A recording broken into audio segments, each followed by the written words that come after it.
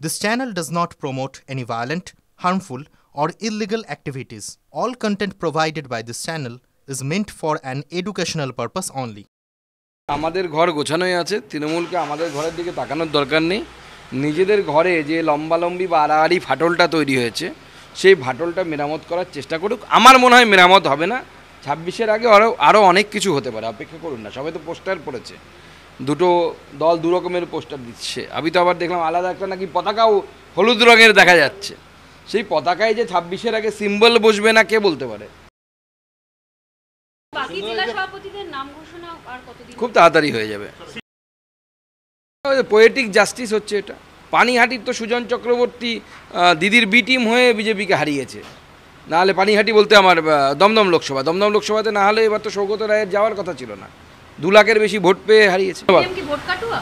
Vote Katwa.